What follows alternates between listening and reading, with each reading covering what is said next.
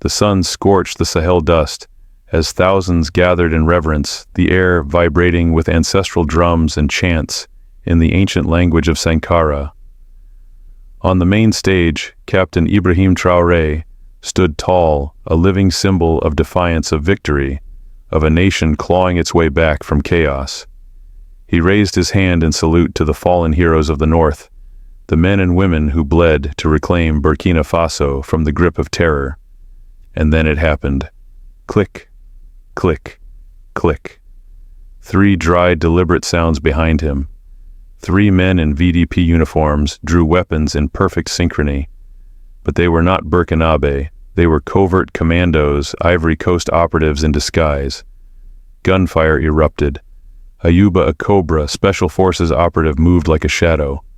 Bullets screamed through the air. One tore through Traoré's chest plate. Another ripped the flag beneath his feet. Blood sprayed across the national colors. But Traoré did not fall. Not this time. Within minutes, counterintelligence systems went hot. A single rogue signal lit up the network. CIA encryption. And on the screen, a name appeared unthinkable. The traitor Burkina Faso's own army chief, Traoré's former classmate, backed by Ivory Coast. Burkina Faso had been betrayed from within. Immediately after the blood-soaked ceremony, Traoré ordered the lockdown of the entire city of Kaya. The drums fell silent. The chants evaporated. Celebration turned to siege. Armored vehicles rolled into position, and suspicion clung to the air like dust in the Sahel sun. A Cobra special unit was deployed, silent, surgical. Their orders: interrogate every single member of the ceremonial guard, search every weapon, inspect every pouch, every stitch of fabric, no exceptions. Loyalty was no longer assumed, it had to be proven. Within just 3 hours, the breakthrough came. A young Lieutenant Bamba discovered a small encrypted USB sewn deep into the waistband of one of the dead assassins, almost invisible, almost forgotten. They plugged it into a secure military terminal. What they found made the room go cold. Blueprints, precise diagrams of Traoré's movements, drone flight schedules, guard rotation logs, not leaks, full tactical layouts stolen from inside their own command system. But then came the signal, the real bombshell. A silent beacon pulsing in the background code. Origin Langley, Virginia, headquarters of the CIA, and there it was, on screen. Traoré's face caught in a drone's targeting frame, boxed in red marked Priority Target 1. Silence, shock, fury. Traoré stood motionless. His uniform still bore the tear from the bullet that could have ended his life hours ago. Now he stared at the digital betrayal before him. Then came his words, low, final, the calm before a coming storm. They think this is a game of politics. Then let them bleed for their mistake. In that moment, the game changed. Burkina Faso was no longer merely under attack. It had been marked. But Traoré would not run. He would not retreat. Burkina Faso would hunt. The war had come home, and now it had a name. The data recovered from the USB didn't just reveal foreign coordination, it traced back to one of their own. Traoré's inner circle began a full audit of communication logs, encrypted satellite pings, and unusual signal movements over the past 30 days. And there it was, a string of unauthorized transmissions routed through a military relay station in Ouagadougou, sent using top-tier command codes and digitally masked behind the call sign Echo 88. That code was restricted to just 3 men in the entire Burkinabe military, and one of them was General Abdul Karim Sanfo, a hero of past operations, decorated, respected, Traoré's old friend from Officer Academy. They had trained together, eaten from the same ration pot during their early days in the Northern Front. It was Karim who had first introduced Traoré to the concept of Pan-African sovereignty. Now the very man who once spoke of Sankara as a saint had sold their country's blood for foreign coin. A midnight tribunal was called. No press, no uniforms, no ceremony. Traore sat alone at the head of a steel table in an underground bunker beneath Ouagadougou's eastern command post. Across from him, General Sanfo, wrists unbound, but dignity stripped by the silence. "You gave them our breath," Traore said, holding up a tablet. On the screen was the CIA feed, showing live coordinates of his own convoy from a week ago. Karim didn't flinch. "I gave them what you refused to negotiate." Traore's jaw clenched. "You thought aligning with Langley and Abidjan would save Burkina. That selling troop positions would earn us favor." "No," Karim whispered. "I thought it would stop your war before it became all of West Africa's." The betrayal burned deeper than bullets. Karim had secretly coordinated with intelligence officers from the Ivorian government, specifically through a covert advisory group stationed in Abidjan, funded indirectly by foreign development contracts. These contracts were thin veils. Beneath them, strategic mining rights drone, corridor access, and military positioning. The plan was simple: eliminate Traore, destabilize the Cobra command structure, and install a moderate regime willing to sign over Sahel security operations to a joint West African International Task Force, all wrapped in a bow of humanitarian assistance. What none of them expected was that the captain would survive the bullets. And now retaliation was no longer an option, it was obligation. At 0400 the following morning, Operation Tempête Finale was launched. It was not a message, it was an earthquake. Thousands of Cobra units, BIR squads, and VDP militias mobilized across the northern corridor. Their target fortified terror nests, long believed to be impenetrable, now compromised thanks to the stolen CIA data they had just reclaimed. In Arbinda, 6 drone teams swept the desert, sending heat signatures back to real-time command units. In the Sahel Hills, VDP fighters moved like ghosts through the trees, machetes, drawn AKs, slung across their backs. By noon, over 1,000 insurgents were dead. Their bunkers collapsed, their supplies torched, their escape routes burned by napalm. The offensive wasn't just strategic, it was surgical. Precision, ruthless. Controlled by emotion, yes, but never consumed by it. Traore himself appeared in the field at one point, walking among the ruins of a former jihadist radio station turned safe house. There he picked up a broken headset still buzzing with static, and in that white noise, one word cracked through a name whispered by mistake over an open comm: Ruto, William Ruto, President of Kenya. The man who just weeks ago had spoken at an AU summit about supporting sovereign African leadership. Now his name was being heard across jihadist channels as a back-end facilitator of logistics and finance, tied through third-party corporations registered in Mombasa. A chill cut through the heat of the Sahel. This wasn't just Burkina's war anymore.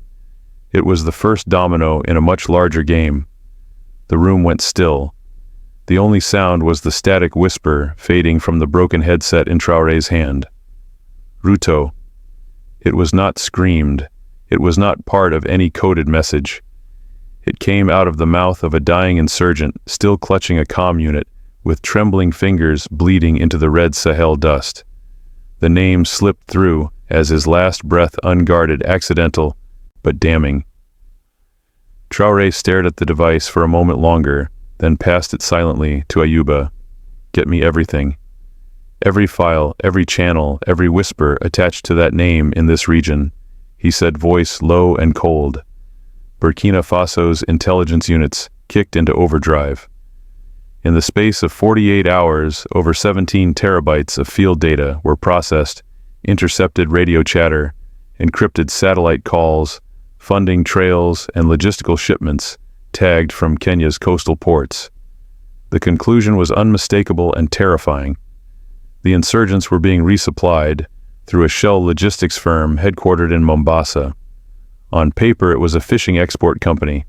In reality, it was the entry point for high-frequency encrypted equipment, modified commercial drones, field rations, and most crucially, unmarked ammunition compatible with both NATO and Soviet-era firearms. A perfect supply line for destabilized fractured war zones. The owner, a Nairobi-based corporate group with known connections to the Ruto administration's offshore security advisors. Traore did not speak to the press. He did not issue threats. He issued orders. At 0300, Burkina's Ministry of Defense released a private memo to the military leadership of Mali and Niger, Burkina's closest allies in the Alliance of Sahel States, AES. Subject line, Pan-African Sovereignty Breach, Tier 1. The message was simple: we have confirmed strategic and political subversion originating from within the East African community, directly threatening the internal stability of the AES bloc. Request immediate coordination for joint counterintelligence operations and sanctions protocol simulation. Hours later, encrypted confirmation came from both capitals. While the intelligence war raged on in West Africa, a parallel thread emerged in East Africa. A whistleblower from within Kenya's own intelligence directorate leaked a folder of classified documents known only as the Kampala Files to a network of Pan-African journalists. The leak detailed months of secretive meetings between Kenyan national security delegates and Western operatives, some bearing NATO clearances, others tagged as humanitarian consultants. Their purpose: the files allege that several African governments were being steered through political puppetry to create a belt of controlled instability stretching from eastern DRC to central Mali. The goal was to create a pretext for permanent joint security occupation, masked under peacekeeping mandates, essentially a way for powerful states to regain control over Africa's rapidly consolidating sovereign movements.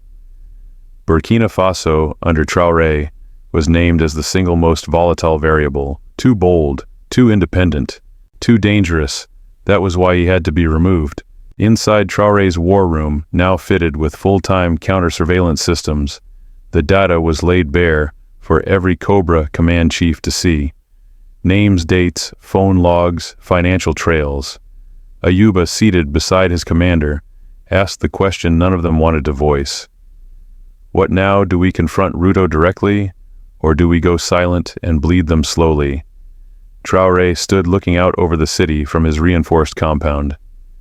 They did not send us an ambassador, he said. They sent assassins. He turned. We respond in kind. The mission was not a declaration of war, not publicly, but within AES channels it was given the green light as a Tier 4 proactive countermeasure.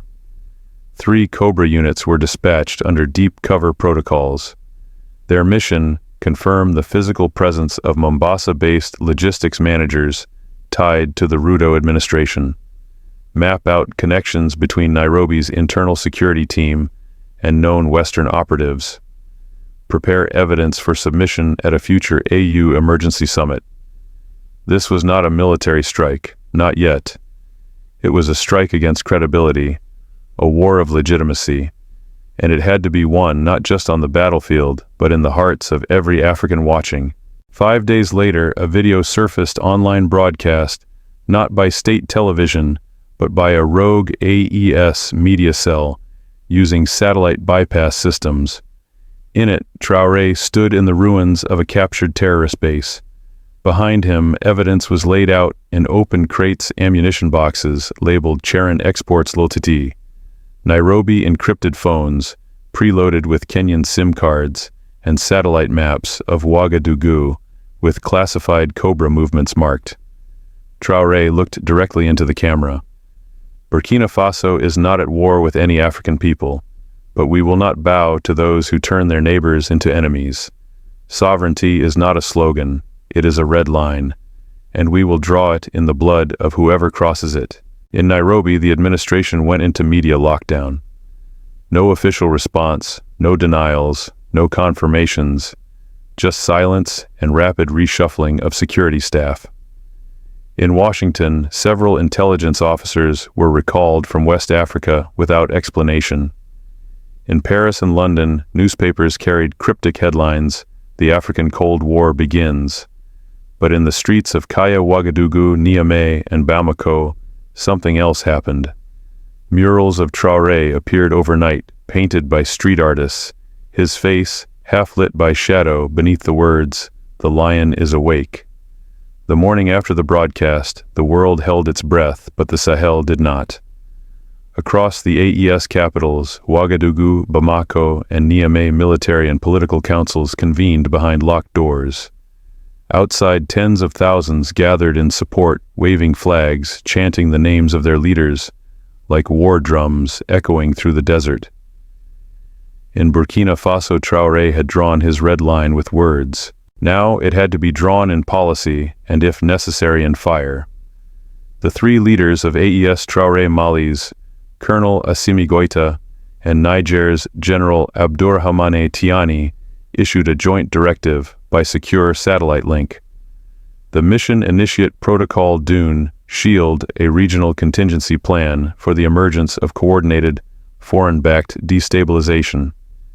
For the first time since the fall of Gaddafi, a pan-Sahelian military summit was convened in Tahua, Niger, known to be the geographic midpoint of the Tri-State Alliance.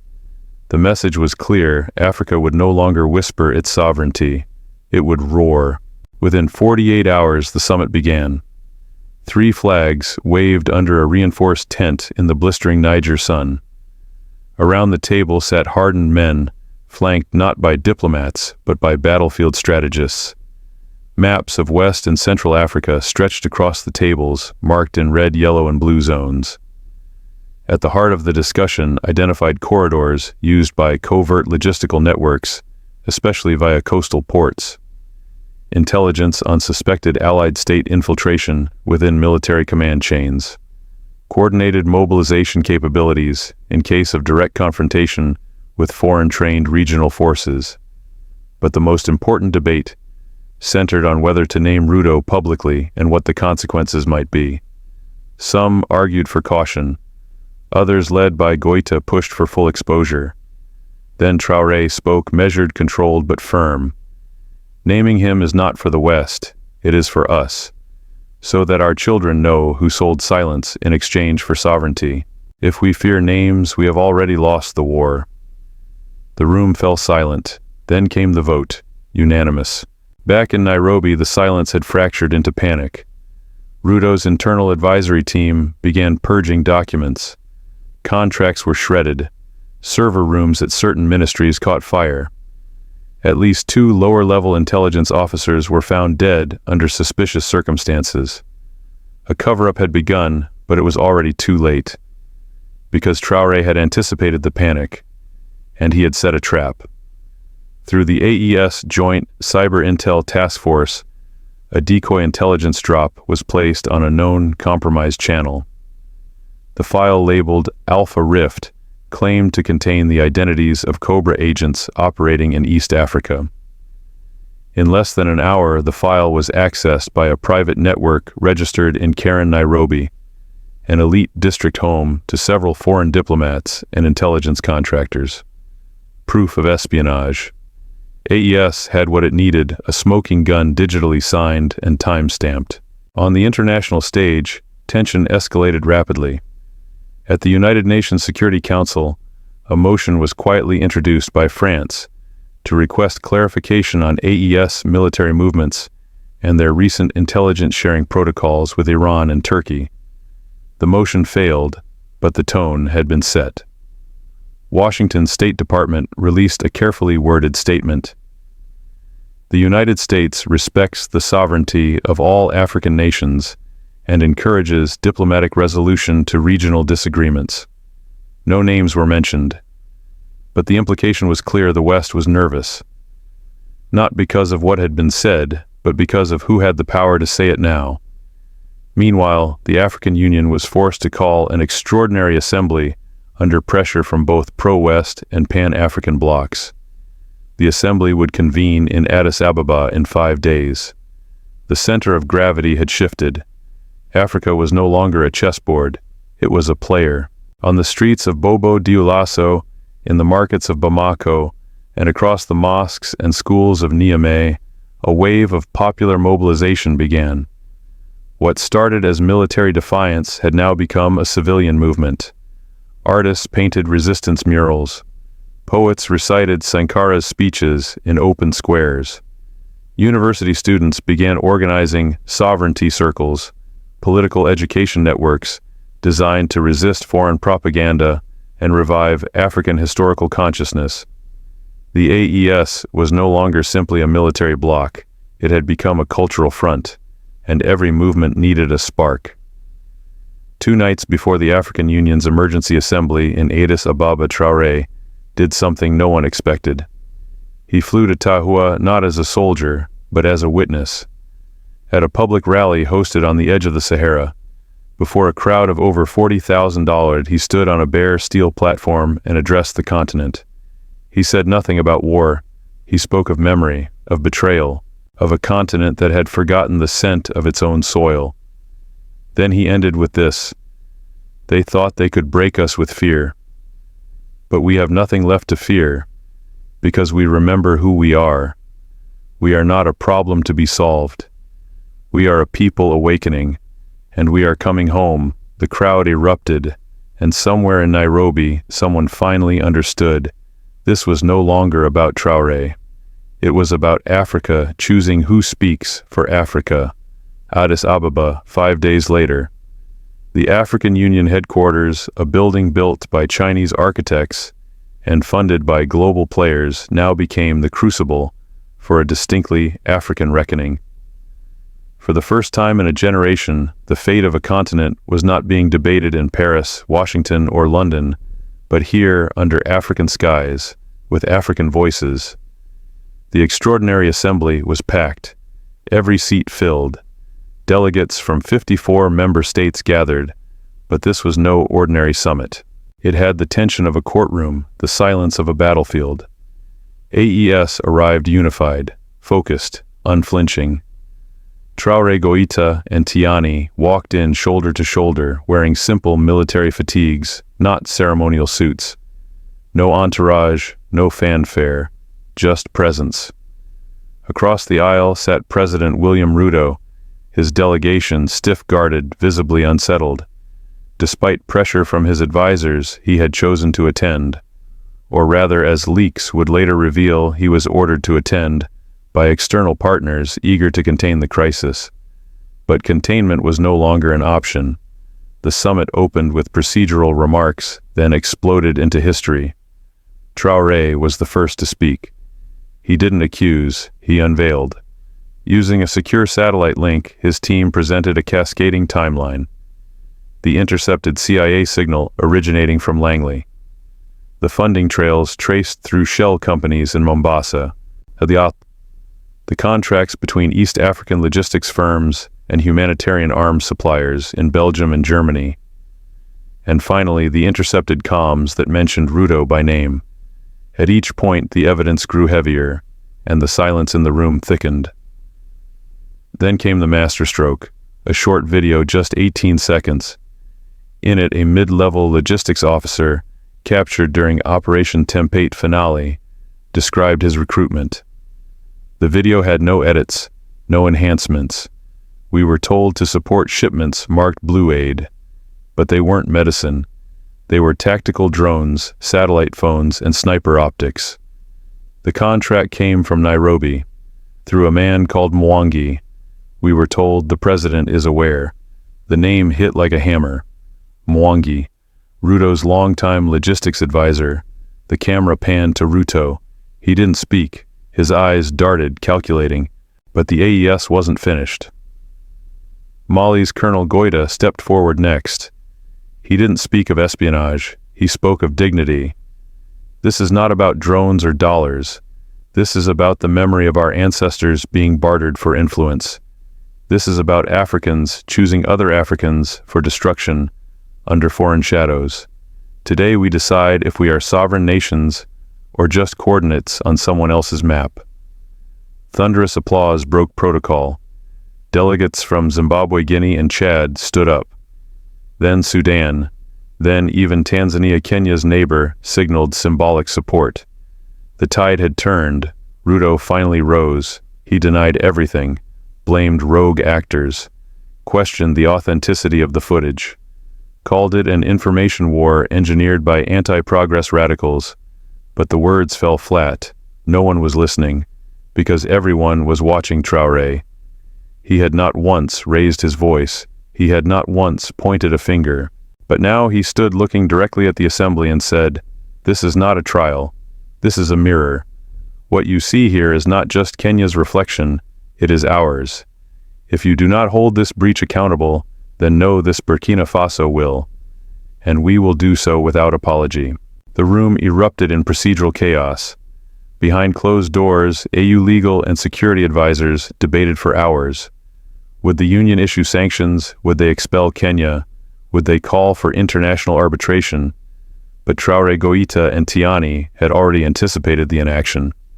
So when the summit reconvened, they declared preemptive independence in matters of regional security. The AES Charter of Sovereign Defense was announced a legally binding document among the three nations that Orjo formally rejected all external security cooperation not approved by the AES, granted full military mobility across the tri-states, recognized foreign interference as an act of hostility, and most significantly, mandated a Pan-African tribunal to be established within 6 months to investigate and prosecute continental subversion. The room was stunned. The AU had just been bypassed by its own members, and the world had just witnessed the birth of a new African military-political axis. In Nairobi, the backlash was immediate. Protests broke out.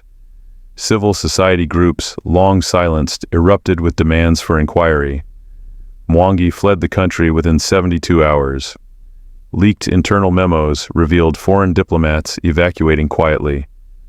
Ruto's grip on power began to crack. In the West, think tanks scrambled.